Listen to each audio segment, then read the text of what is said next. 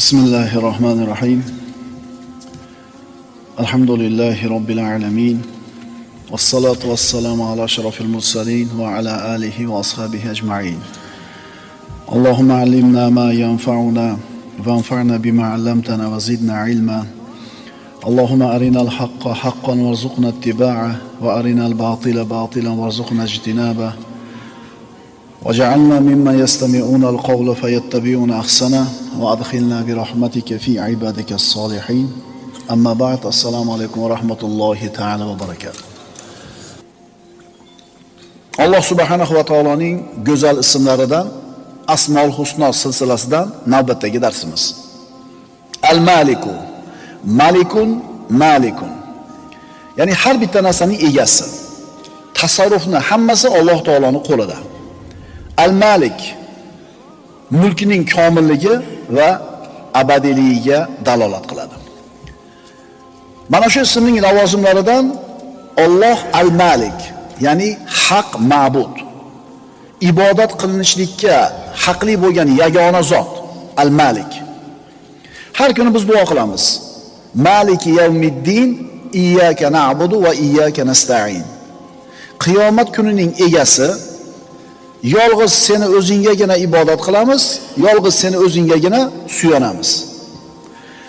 Insonni bu dunyoda turishligini sababi, illati ibodat. Nimaga keldik bu dunyoga? Nima uchun keldik bu dunyoga? Javob: Astagfirullah, va ma xalaqtul jinna val insa illa liya'budun. Alloh azza va jalla aytadi: men jin va insni faqat o'zimga ibodat qilishlik uchun yaratdim. Bizni bu borliqda turishligimizning hikmati, illati, sababi bitta. Bu ibodat. Ibodat nima o'zi? Ibodat abadiy saodatga olib boruvchi, asosi aniq ishonch, ilm bo'lgan, qalbiy muhabbatga aralashgan ixtiyoriy itoatdir. Juda nozik ta'rif. Namoz o'qiysiz, majbur o'qiysiz. Ibodat emas bu. Ixtiyoringiz bilan o'qish kerak. Namoz o'qiysiz, muhabbatsiz. Ibodat emas bu. Muhabbat bilan qilinishlik kerak. Birodarlar, namozga muhabbat bilan yondashing, ixtiyoringiz bilan yondashing, aniq ishonib turib yondashing, shunda ibodat bo'ladi. Endi tushunyapsizlarmi, nima uchun biz ibodatlarimizda bu huzur, halovat yo'q biz uchun? Juda ko'p o'rinlarda. Yo ishonch yo'q, yo muhabbat yo'q, yo ixtiyor yo'q. Shulardan bittasi yo'q bo'lganda ibodat bizga huzur bermaydi. Alloh azza va jalla bu koinotni bizga berdi. Mana shu koinot o'zining yaratuvchisi bor ekanligini siz bilan bizga so'zlaydi. Uning oliy sifatlari, go'zal ismlari haqida. Alloh taolo bizga aqlni berdi. Ana shu aqlimiz sababli biz Allohni tanishimiz mumkin. Qur'onda mana shu tafakkur qilishlikka, aql yuritishlikka dalolat qiladigan juda ko'p oyatlar bor. Afala yaqilun. Axir ular aql yurgizishmaydimi? Afala tadakkarun. Eslatma olmaysizlarmi? Va nafsin va ma sawaha fa alhamaha fujuraha va taqwaha. Bu nafsni Alloh taolo shunday qilib yaratdiki, u yaxshilik qilishlikka ham, yomonlik qilishlikka ham moyil. O'ng tomonga ham egilaveradi, chap tomonga ham egilaveradi. Nafs o'rtada qilib yaralgan. Va nafsin va ma sawaha. Unga fa alhamaha fujuraha. Fisq fujurni ham ilhomini bergan va taqwaha. Taqvosini ham ilhomini bergan. Ikkala tomonga teng egiloladi. Shunda inson nafs nimani tanlasa, shunga yarasha mukofotni yoki jazoni oladi. Mana shu nafsini poklashligi bilan inson eng oliy martabalarga ko'tariladi. Ammo nafsini ko'yga kirib ketadigan bo'lsa, asfala sofilinga ravo bo'ladi. Al-Malik ismining lavozimlaridan. Inson dunyoda yashar ekan ixtiyori bor. Bir ishni qilmaslikka, o'ngga yoki chapga yurishga. Endi o'limi oldida undan mana shu ixtiyor olib qo'yiladi. Birodarlar, biz tirikmiz, hali ixtiyorimiz qo'limizda. Faman sha'a falyu'min va man sha'a falyakfur. Kim xohlasa iymon keltirib mo'min bo'lsin, kim xohlasa xohlab o'zi kofir bo'lsin. Inna hadaynahu sabila imma shakiran va imma kafura. Inson surasida Alloh taolo aytadi, dar haqiqat biz uni insonni xoh u shukr qilguvchi musulmon bo'lsin, xoh ko'rnamak kofir bo'lsin, to'g'ri yo'lga hidoyat qildik. Inson toifasini hidoyat qilib qo'ydi, endi inson bu yog'i ixtiyori o'zini qo'lida. Xohlasa musulmon bo'ladi, xohlasa kofir bo'ladi. Alloh azza va jalla o'zini tanitadigan bu koinotni yaratib qo'ydi. Amallarimizning g'ilofi bo'lgan vaqtni berib qo'ydi. To'g'ri yo'lga boshlaydigan tafsiliy manhajni berib qo'ydi. Keyin ixtiyorni berdi. Mana koinot, mana vaqt, mana manhaj, endi ixtiyor senda. Xohla bularni ushlab ol, xohla bilgan ishingni qil. Endi o'limi oldida shu ixtiyor olib qo'yiladi. Qarang, o'lim kelgunga qadar musulmon kofir bo'lish ixtiyori bor. Xo'p, mana endi kofir inson dunyodan chiqib ketayotgan paytda ixtiyor olib qo'yildi. Endi mo'min bo'laman desa endi foydasi yo'q. Ya laytani qaddamtu li hayati. Aytadiki, koshkiydi men hayot vaqtimda yaxshi amallarni qilib qolsam edi. Endi vaqt o'tdi. Alloh taolo mana shular haqida xabar beradi. Astagfirullah. Yawma yati ba'du ayati robbik la yanfa'u nafsan imanuha lam takun amanat min qabl aw kasabat fi imaniha khayra. Parvardigoringizning ayrim oyatlari keladigan kunda esa ilgari iymon keltirmagan yoki iymonida yaxshilik qilmagan biron jonga endi keltirgan iymoni foyda qilmas. Rasulullohdan so'rashdi: "Ayyu sadaqatin a'zamu ajran ya Rasululloh?" Savobi eng ulug' bo'lgan sadaqa qaysi? Qaysi sadaqani savobi eng ulug'?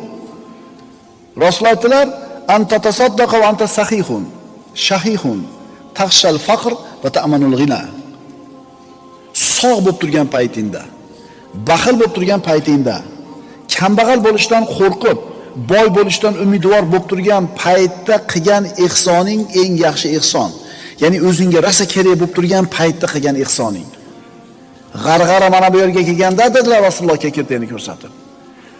Molimni faloncha qismi falonchiga, po'kinchiga dema. Endi pul ularniki bo'ldi dedilar.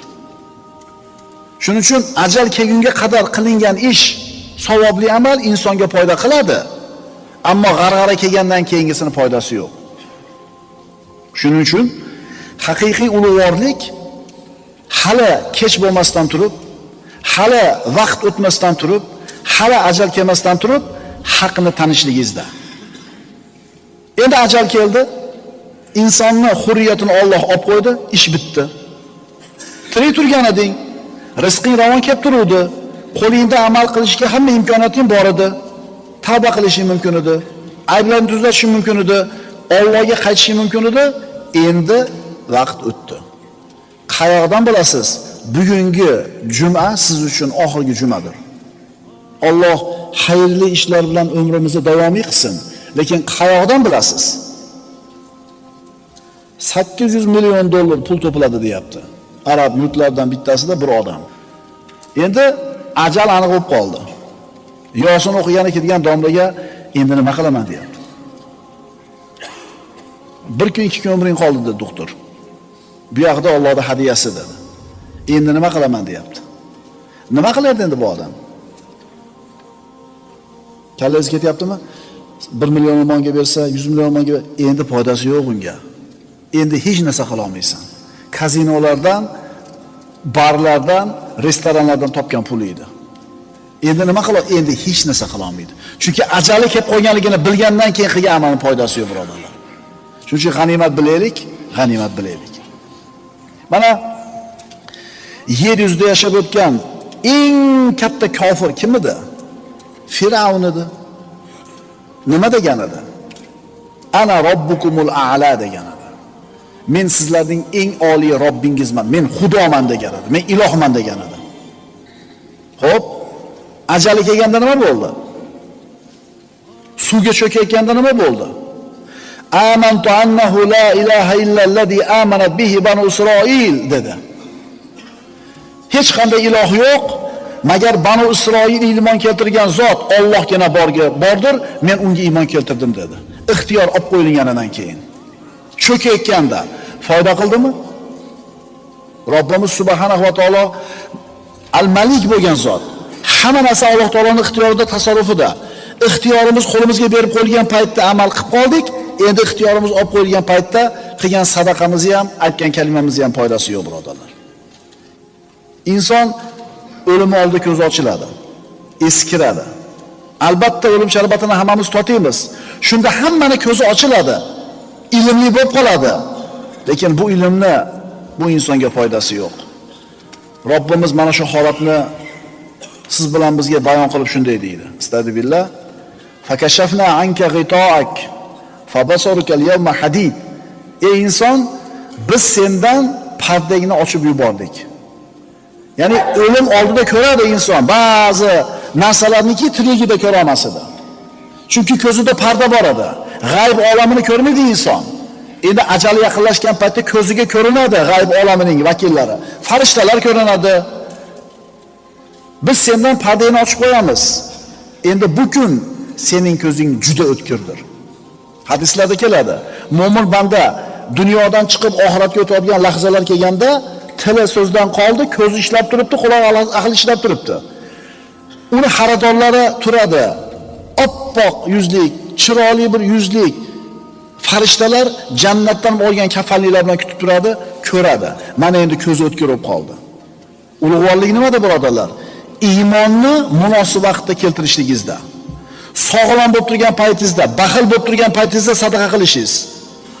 Umringizni rosa avjida turganda iymon keltirishingiz.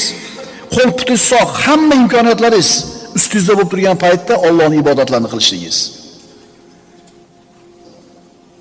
Ey inson, bas biz sendan pardangni ochib yubordik.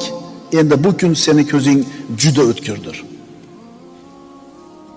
Parvardigoringizning ayrim oyatlari keladigan kunda esa ilgari iymon keltirmagan yoki iymonida yaxshilik kasb qilmagan biron jonga endi keltirgan iymoni foyda bermas.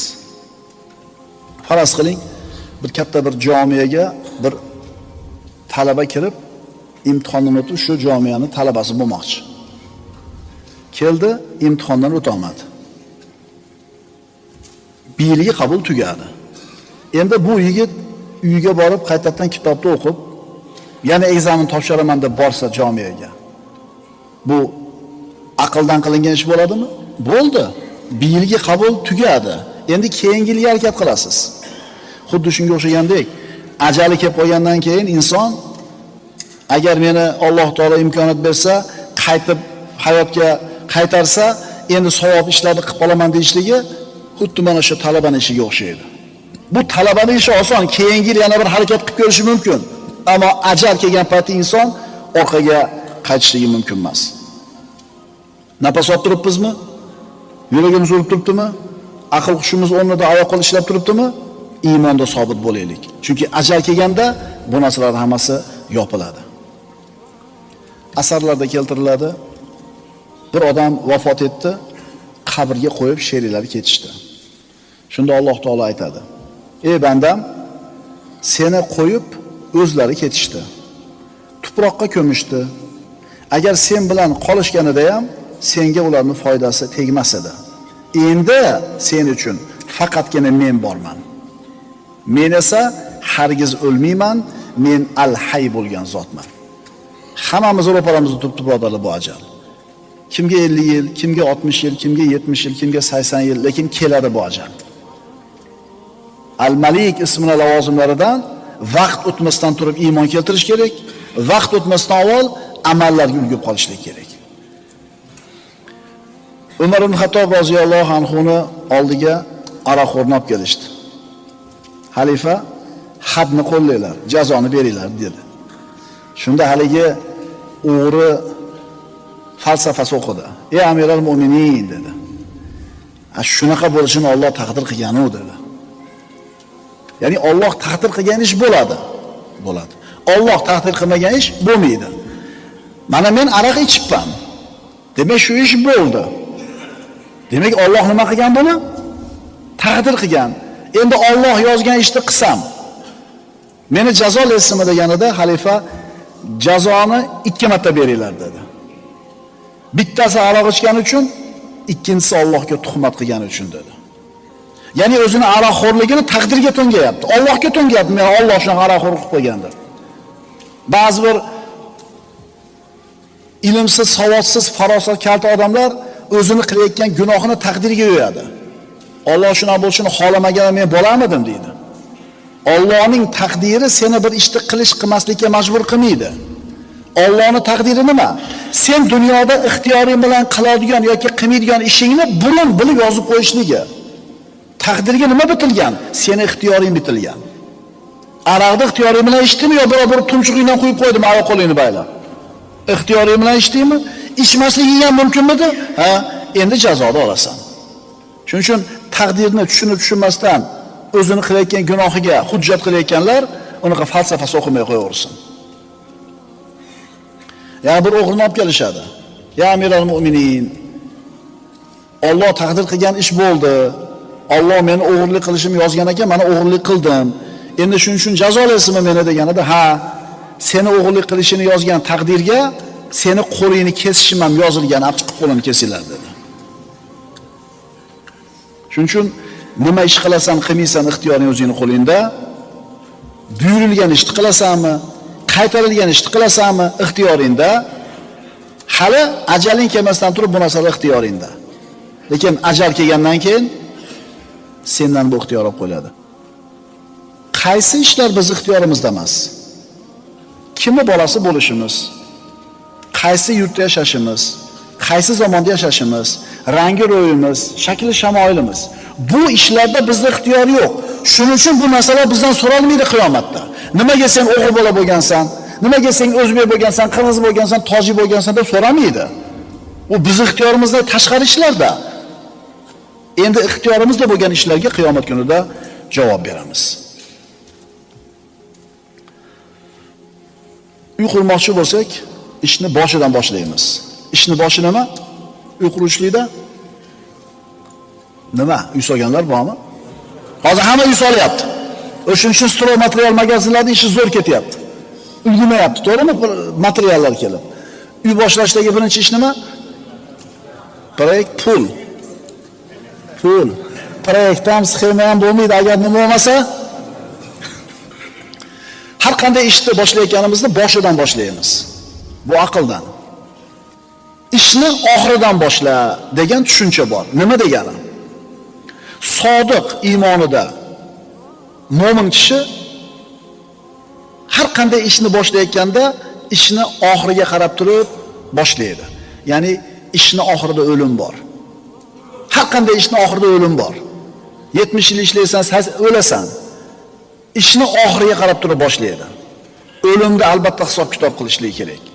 Agar inson har bitta ishni boshlayotganda o'lim kelganda nima deb javob beraman bu ishim ustida degan e'tiqod bilan, tushuncha bilan ish boshlasa, bu odam ikki dunyoda najotga erishadi. Mana ishni qilsam, qiyomatda hisob kitob og'ir bo'ladi. Manoni ichsam, Alloh taolo meni so'roqqa tutadi. Mana tijoratga kirishadigan bo'lsam, albatta buni hisobi og'ir bo'ladi. Allohning huzurida o'limidan keyin turib beradigan hisob kitobini o'ylab turib boshlasinda inson dunyodagi ishlarni. Hamma ishlar tarkibga kelib qoladi. Birodi yeri 30 yil kolxozda ishlagan, chekda zakonniy olgan uchastkani. Ozgina sportni bo'lib qoldi, siz ozgina uzatib qo'yasiz, olib olasiz. U ayol hukumat sizga dokument qilib berganligi bilan halol bo'lib qolmaydi. Shuninglar bu narsani. Yer ustida problema kirayotganlar. Sotlashdingiz. Sot sizni foydangizga yechimni chiqarib berdi. U halol bo'lib qolmaydi sizga. Bu ayol hukumat sot chiqarib bergan qaror emas. Muhammad alayhisalom aytibdilar. Agar ikkitalar meni oldimga kelsalar bir masalada talashib, biringlar o'zini hujjatini keltirishida so'zga ustaroq bo'lsa, ikkinchisi nono'roq gapga. Va holanki mana shu gapga nono'roq bo'lgan odam haq. Birinchi odam nohaq. Lekin dalil hujjatni chiroyli keltirsa, Rasululloh aytibdilar, men ham odamman, qalbinglardagi narsani bilmayman. hujjat dalilni chiroyli keltirganga hukmni chiqarib beraman, uni haqini bunga olib beraman. Bilib turibdi o'zini nohaqligini. Kimga shunday qilib birodarini haqqini olib berayotgan bo'lsa, olmasin. Chunki men unga do'zaxdan bir parchasini hukm qilib beryapman dedilar. Shuning uchun o'sha qilib birodan chekini zulm bilan tortib olgan, yo'lini qilib o'zini qilib olganlar bo'lsa, rozi qilinglar. O'sha qilib zulm bilan olgan, nojo'r bilan olgan, o'sha uyda baraka topmayapti. Uyda baraka topmaydi. Ham yo'g'ini kafil, ham yo'g'ini miramir qilib tashlamaydimi? Modomiki birodar haqqimi? Allohdan qo'rqsin. Yer talashayotganlar, sizni pulingiz ko'p, bir 5000 dollar shunday berib qo'yasiz, olib olasiz. Nariga 30 yil ishlagan kolxozchi nima qiladi? Yig'lab qolaveradi. Agar tinmay boshingizdan kasal arimayotgan bo'lsa, uyingizda baraka bo'lmayotgan bo'lsa, farzandlaringiz hayotda bir xotirjamlik bo'lmayotgan bo'lsa, qarang-da, birodar haqqi emasmidi mana shu uy? Ishtihodidan boshlash kerak ekan. O'lchov tushuncha tuzalsin. Tushuncha o'lchov tuzalsin. Paniyatlarimiz tuzalsin. O'shini lekin yerda berasiz egasiga. Chunki yutdim deb o'ylayapsizmi? Yutmaysiz. Alloh taoloning huzurida turishni o'ylab turib ish boshlasa bir banda, albatta natijasi yaxshi bo'ladi. Shundagina Allohning amrida mustaqim bo'ladi. Al-Malik ismining ma'nolaridan. Qul faman yamliku lakum minallohi shay'an in arada bikum darran aw arada bikum naf'a. Ayting deyapti Alloh taolo Fath surasida. Agar Alloh sizlarga biron ziyonni istasa yoki u sizlarga biron manfaatni istasa, u holda kim sizlar uchun Alloh tomonidan bo'lgan biror narsani daf qilishga qodir bo'lur? Siz noto'g'ri ish qilib oldingiz, Alloh balo yuborsa ustingizga, kim to'sib qola oladi? Yoki aksincha, siz bir yaxshilikni qildingiz, Alloh sizga mukofot bermoqchi. Kim to'sib qola oladi mukofotni? Ishni oxiridan boshlaylik, birodarlar. Jasadingizdagi birodar bittagina a'zoyingizdan ishdan chiqib qoladigan bo'lsa, tamom, hayotingiz azobga aylanadi. Miyangizdagi bitta tomir yorilib ketadi, tamom, shol bo'lib qolasiz. Mashinangizda tez ketyapsiz, 2 sekundga ko'zingiz yumildi. Bo'ldi, pishdingiz. Shuning uchun birodarlar, qaysi ishni qilishni boshlamaylik, nima ishga kirishmoqchi bo'lmaylik, Allohga beradigan javobimizni tayyorlab qo'yaylik. Biror qarorni qabul qilishdan avval, g'azablanishdan, xursand bo'lishdan avval Allohga beradigan javobimizni tayyorlab qo'yaylik. Qo'lida odamlarda qamash yoki ozod qilish imkoni bor mansabdor kishi bir nasihat so'rab bir shayxning oldiga keldi. Ya'ni qo'lida mansab bor, odamlarni qamab oladi yoki ozod qilib oladi.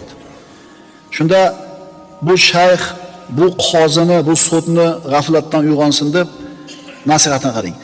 Hammani qamab tashladi dedi. Kelganda qamaver bir chekkadan dedi. Mahkamaga keldimi, sudga ham bir chekkadan qamaver hammasini dedi. Desa haligi sud, nima deganingiz? Hammani bir chekkadan qamaversam, hukumatga nima deb javob beraman dedi. Shayx, hukumatga javob berishingni o'ylayotganingdek, har bitta chiqargan hukmingda Allohga javob berishini ham o'ylab qo'y dedi. Dunyoda so'raydi-da uni shu qozilikka, sudga qo'ygan hukumat, nimaga qomading deb. Qiyomatda ham xuddi shunday so'raladi. Birodarlar, gunohlarning turlari bor. Kechirilmaydigan gunoh bor, bu shirk. Qoldirilmaydigan gunoh bor, odamlarda haqqi. Endi kechiriladigan gunohlar bor. Alloh bilan bandaning o'rtasida bo'ladigan gunohlar. Nima uchun shirk kechirilmaydi? Bir misol bilan tushuntiramiz bu narsani. Bir badavlat odam safardan qaytyapti o'zini yurtiga, poyezdga bilet oldi. Eng qimmat vagonidan, lyuks vagonidan. Eng qimmat bu yerdagi oddiy vagonlardan bir necha barobar narxi baland. Lekin mana shu poyezdga kelib o'tirayotganda bir qancha xatolarga yo'l qo'ydi. Birinchi xatosi, o'sha lyuks vagonga chiqmasdan oddiy vagonga chiqib oldi. Ikkinchi xatosi, o'tirgan joyida bir maza qiladigan yosh yigitlar bilan o'tirib qoldi. Shahariga yetib kelguncha ko'ynanib ketdi ular muomalasidan. Uchinchi xatosi, vagonda o'tirayotganda, kursi torlayotganda vagonni yurishiga teskari kursiga o'tirib oldi. Vagonda o'tirgan kursisi poyezdni yurishiga teskari bo'lib qoldi. Ketguncha bosh aylandi. 4-xatosi qorni och qolib ketdi. Bu poyezd ichida vagon restoran borligini bilmas edi. 4ta xatoga yo'l qo'ydi, shaharga qaytib kelguncha juda ko'p qiylandi. Ammo bitta ishi to'g'ri edi.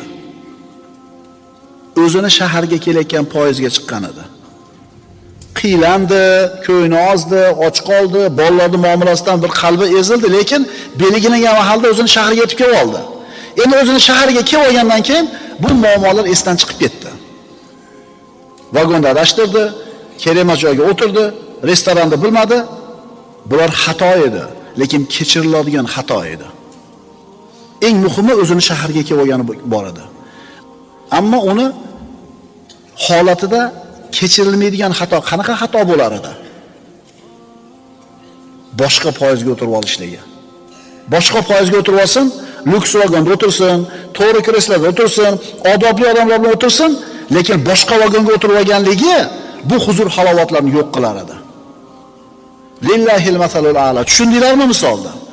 Inson dunyoda katta kichik xatolarga yo'l qo'yadi, lekin iymonda, e'tiqodda sobit turadigan bo'lsa, dunyodan chiqib ketayotganda, Parvardigor undan rozi bo'lganda saodatni topadi.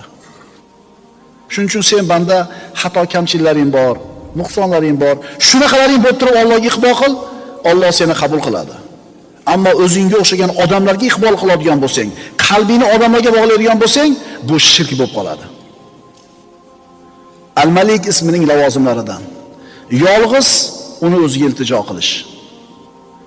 Hamma narsa Allohning qo'lida ekanligini bilsang, yolg'iz o'ziga yuzlanasan, boshqa hech kimni umid qilmaysan va hech kim oldiga egilmaysan. Man jalasa ila g'aniyin fatadha lahu dhahabat thulutha dinihi. Kim boy bilan o'tirib, u uchun o'zini xor tutsa, dinining 3dan 2 qismi ketibdi. Puldorligi shunday egilib tursa uning oldida. Uni bir savobli amali, xayrli ishlari, go'zal axloqi, ilmiga emas, faqat boy bo'lganligi uchun mana shunday qilib turibsizmi, diningizni 3dan 2si ketdi. Agar siz al-Malik bo'lgan Robbingizni taniysiz, birovga unaqa egilmaysiz. Utlubul hawaija bi'izzatin nafs fa innal umura tajri bil maqadir. Hojatlaringizlarni ravo bo'lishini izzat nafs bilan talab qilinglar. Birovdan bir hojatingizni so'rasangiz, xorlanmang degani. Chunki ishlar taqdirda yozilgani bo'yicha bo'ladi. Qattiqroq yalinsangiz, ko'proq egilsangiz, ko'proq eshiklarda qulluq qilib tursangiz, beradi emas, Alloh taqdir qilgani uchun beradi. Al-imanu bil qadar yuzhibul hamma wal hazan. Qazoy qadarga bo'lgan iymon g'am qayg'uni ketkizadi. Payg'ambarimiz aytadilar: "Va alam annama axtoaka lam yakun li yusibaka." Bilginki, seni chetlab o'tib ketgan narsa adashishligi mumkin emas edi. Senga kelib qolmas edi. Endi senga kelgan narsa ham adashib ketib qolmas edi. Ustunga kelgan narsa ham adashmasdan keldi, ustunga kelmagan narsa ham adashmasdan nariga qarab ketdi. Demak, birodarlar, Alloh taoloning Al-Malik ismi siz bilan bizni o'z vaqtida iymon keltirishlikka, imkoniyatlarimiz o'zimizda bo'lib turgan paytda savobli amallarni qilishlikka, shoshilishlikka da'vat qiladi. Hamda Al-Malik bo'lgan Robbimiz subhanahu va taoloni o'zigagina qalbimizni bog'lab, bandalardan behojat bo'lishlikka da'vat qiladi. Aqulu qawli hada va astaghfirulloh li va lakum. Innalloha va malaikatahu yusalluna alan nabiy. Ya ayyuhallazina amanu sallu alayhi va sallimu taslima. Vassalomu alaykum va rahmatullohi va barakatuh.